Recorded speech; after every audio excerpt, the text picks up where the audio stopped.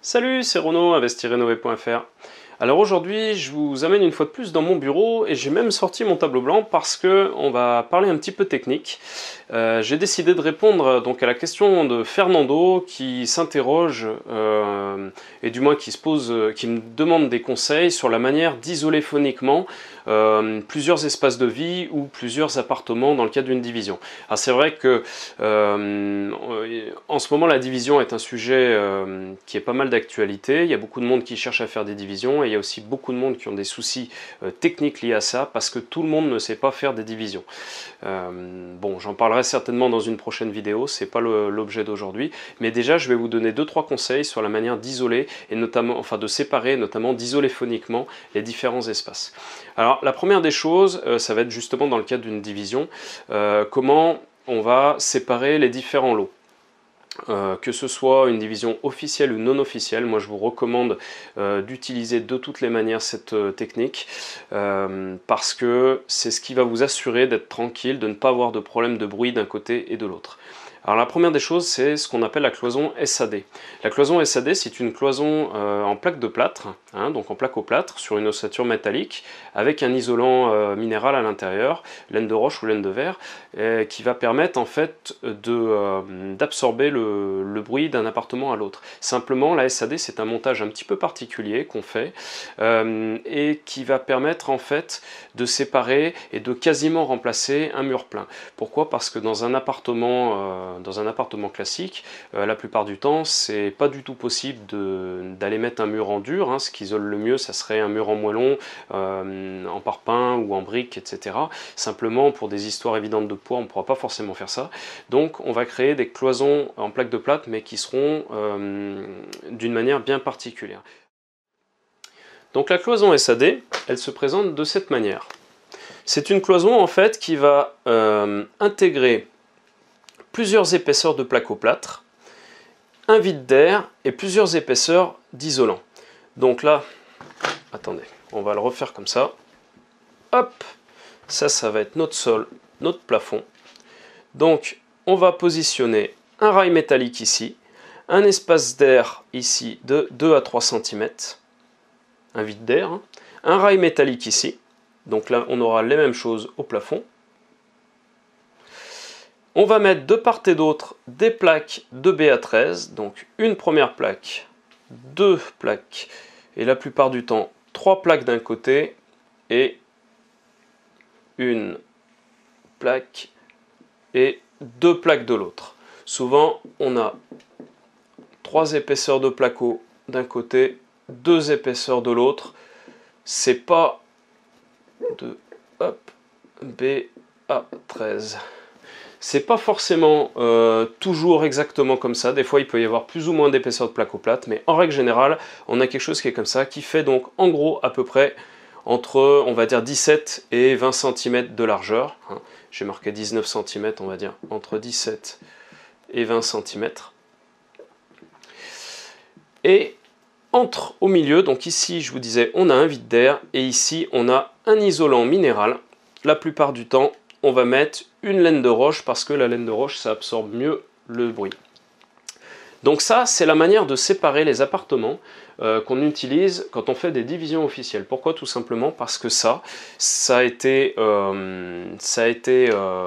décrété comme cloison de séparation officielle. Maintenant, avec ça, on a donc un premier appartement ici, un deuxième appartement ici. L'intérêt, c'est quoi? C'est qu'on a ici, avec les 3 premières plaques de plaque-au-plâtre, on a de la densité. Donc ça permet de bloquer le son. Derrière, on a une laine minérale qui permet d'absorber les ondes qui pourraient passer. On a un vide d'air entre les deux qui permet de désolidariser complètement donc les 2 cloisons. Et la même chose de l'autre côté. Alors pourquoi on fait ça? Tout simplement parce que si on avait, comme dans une installation classique, un rail métallique en haut en bas avec un placo de chaque côté et même un isolant minéral au milieu, on aurait tout simplement, dès que quelqu'un cogne un bruit d'un côté, ça va se répercuter automatiquement de l'autre et le bruit va traverser la cloison. De cette manière, avec cette cloison qu'on appelle SAD, ça permet d'absorber, on va dire, le plus gros des bruits et de désolidariser les 2 appartements. Alors après, par rapport à ça, il y a des règles très importantes à respecter parce qu'on m'a souvent posé la question des artisans qui ont fait ce type de cloison parce que les clients leur ont dit bah, il faut faire ça, mais des artisans qui ne savaient pas forcément faire et qui ont eu des problèmes de bruit qui passaient à travers. Alors je vais vous expliquer pourquoi.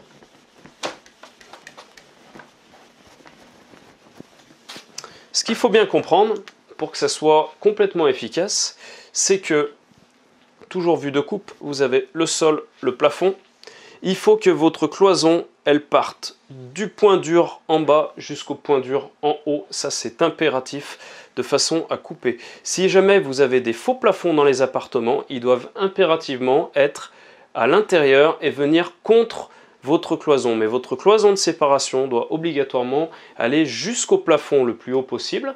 Donc si c'est une dalle en béton, c'est le top du top. Si jamais c'est un plafond en plâtre, vous montez jusqu'au plafond en plâtre. Par contre, si c'est un plafond en plâtre, c'est impératif d'aller refaire un faux plafond de chaque côté. Pourquoi? Parce que le bruit, sinon, va automatiquement passer par dessus.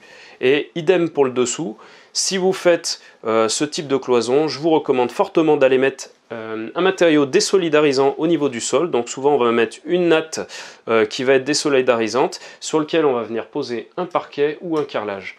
Et ça va vous permettre d'optimiser au maximum le bruit. Alors une dernière chose, c'est quand on va arriver également, parce que ça j'ai eu un client qui a eu le problème, une personne qui m'a posé la question récemment. Vous avez, maintenant c'est vu de dessus, ici mettons on a une fenêtre, clac. Ça c'est un mur vu de dessus. Ici on a un doublage qui est fait déjà existant, donc le mur en pierre, mettons, et ici vous avez un doublage existant, ça peut être un placo avec une laine de verre, etc. Bref, c'est un doublage. Votre cloison SAD, il faut impérativement venir casser ce doublage, ouvrir, et venir l'appuyer contre le gros de mur tout au fond. Pourquoi? Parce que si vous ne faites pas ça, de la même manière, le bruit va passer derrière la cloison. Donc ça, c'est des règles qui sont très importantes. Et ces règles-là, elles sont valables même quand on fait une simple séparation. Si vous faites des colocations, si vous faites même un appartement, mais dans lequel vous voulez isoler phoniquement deux pièces, c'est très important que toutes les cloisons montent jusqu'au plus haut des plafonds et que vous fassiez vos faux plafonds en dessous, de façon à ce que le bruit reste dans la pièce et ne puisse pas sortir au-dessus. Pourquoi? Tout simplement parce que si vous faites en premier vos faux plafonds et que votre cloison vient s'arrêter en dessous, le bruit va tout simplement traverser le placo et va se propager d'une pièce à l'autre en passant par-dessus. Donc ça, c'est des petites règles élémentaires, on va dire, en isolation, mais c'est vachement important. Pourquoi? Parce qu'il y a beaucoup d'entrepreneurs qui ne les respectent pas. L'histoire de creuser l'isolant et d'aller se prendre derrière dans le mur, la plupart du temps, souvent ils le font pas parce que pour eux c'est beaucoup plus facile d'aller se reprendre sur l'existant plutôt que d'aller refaire des trous et d'aller se repiquer sur le mur. Par contre, en termes d'isolation phonique, ça sera zéro. Et ça sert à rien d'aller payer très cher une cloison qui sera plus isolante, que ce soit une SAD ou autre, et pour derrière aller faire des énormes ponts phoniques qui vont laisser passer entièrement le son. Et ça, que vous fassiez une division ou une isolation classique, la problématique sera exactement la même. Alors une dernière chose également, toujours puisqu'on parle d'isolation de pièces, c'est concernant les portes. Parce que vous pouvez faire des super cloisons isolantes, si derrière vous mettez des portes en carton, ça sert à rien du tout. Donc ça c'est quelque chose, pareil, les entrepreneurs ne vont pas forcément y penser, c'est important. Si vous voulez séparer phoniquement entre deux pièces, pensez à mettre des portes isolantes. Alors des portes isolantes, vous avez plusieurs types de portes. Si c'est juste une porte de chambre, mettons, vous pouvez prendre simplement des portes en bois plein, déjà, la plupart du temps, c'est suffisant, avec un joint périphérique. Donc c'est des portes, en fait, vous avez vu de dessus, hop, les portes qui en général, d'ailleurs, c'est comme ça. Vous avez votre porte qui se trouve ici. Vous allez avoir, on va le faire en bleu, ça sera plus parlant, un petit joint qui se trouve de chaque côté. Donc ça déjà, ça permet de limiter, à chaque fois que vous avez de toute façon un trou, vous avez le bruit qui peut passer. Donc ça va limiter un petit peu. Et puis en plus, vous prenez de préférence Donc une porte avec des joints de chaque côté et une porte qui soit pleine. Hein. Les portes classiques, c'est du carton. Les portes que vous trouvez le plus souvent dans le commerce, c'est des portes qui sont, vous avez un contreplaqué de chaque côté et à l'intérieur, je dis c'est du carton, c'est pas une blague, c'est vraiment du carton. Ce qui fait que du coup, ça c'est zéro niveau isolation phonique. Hein. Donc déjà, l'étape du dessus, c'est une porte qui soit en bois plein. Vous prenez une porte pleine. Et là déjà, en termes de phonique, je vous parlais tout à l'heure de densité, ça isolera beaucoup mieux. Une porte pleine qui en plus a des joints périphériques, là on va déjà être beaucoup mieux. Maintenant si vous voulez en plus de ça faire une porte qui sera plutôt notamment dans une division pour créer plusieurs logements par exemple, plusieurs accès, vous prenez une porte palière, hein, ne prenez surtout pas des portes classiques d'intérieur, vous prenez une porte palière tout simplement parce que c'est des portes justement qui sont faites exprès pour être isolantes phoniquement. Vous avez différents types de portes palières, donc demandez à votre entrepreneur qui vous fournisse une porte qui est suffisamment isolante. Hein. Vous avez certaines portes qui comprennent notamment une couche intérieure de caoutchouc, quelque chose qui permet d'absorber en plus, avec différents coefficients d'isolation phonique. Et en plus, vous allez avoir la sécurité supplémentaire avec au minimum 3 à 5 points pour avoir une porte sécurisée. Voilà, donc les portes c'est un petit point important également, mais en termes d'isolation phonique, c'est un rôle à ne pas négliger.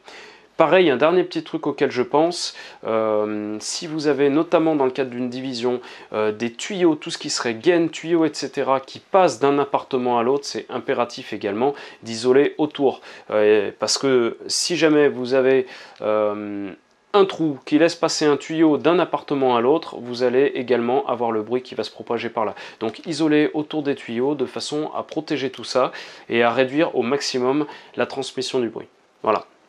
Écoutez, en tout cas, j'espère que ce genre de petites vidéos techniques pourra vous rendre service. Si c'est le cas, mettez-moi un petit pouce bleu, ça sera sympa, ça me permettra de savoir que vous aimez et puis d'en faire d'autres. N'hésitez pas à la partager si vous avez des amis qui sont en train de construire, de rénover et qui pourraient être intéressés par des conseils donc en isolation phonique.